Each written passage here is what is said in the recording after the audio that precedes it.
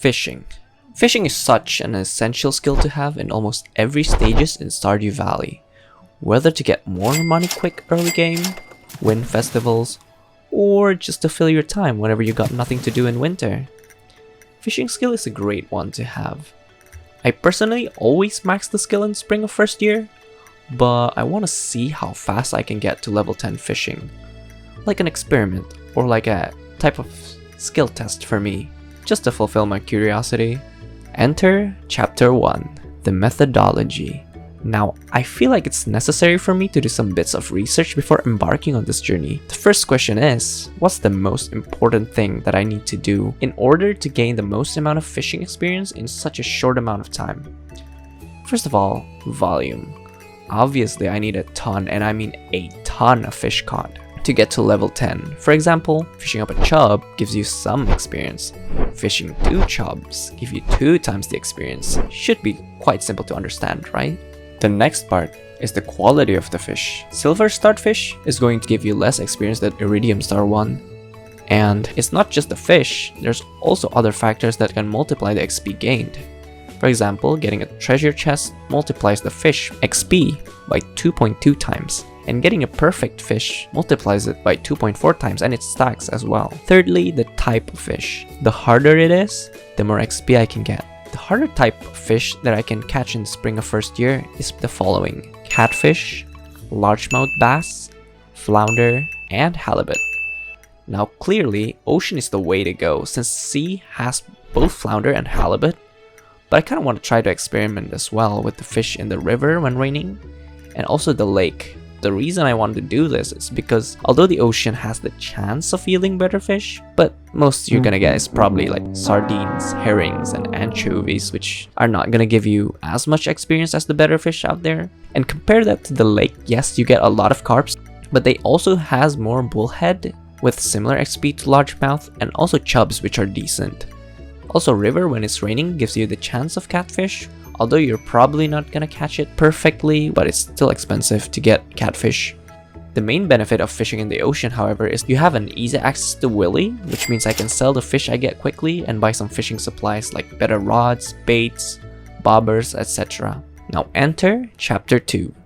The plan. First, we're not gonna have any fishing rods since Willy's gonna give that on the second day. So we're gonna craft chests. Second day, we can get the fishing rod from Willy. When we go to the beach, it also teleports us to the fishing deck. We can immediately just fish. Third day always rains. The target here is we had already upgraded our fishing rod to the second tier at level 2 fishing. And we also bought some bait to pair so that we can immediately fish catfish in the river as soon as we wake up.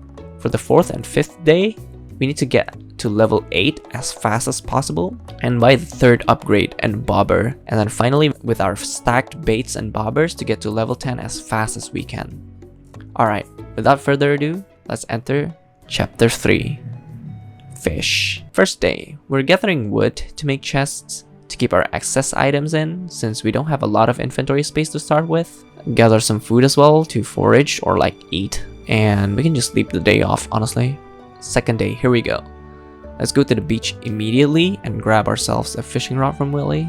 Let's put down our chest and let's just fish. At first I wasn't quite warmed up yet, and I feel like this is the part that I can improve on if I decide to do this again. I missed a lot of perfect catches since with a really small sized green bar it's kind of hard to catch fish perfectly, but alas it went okay.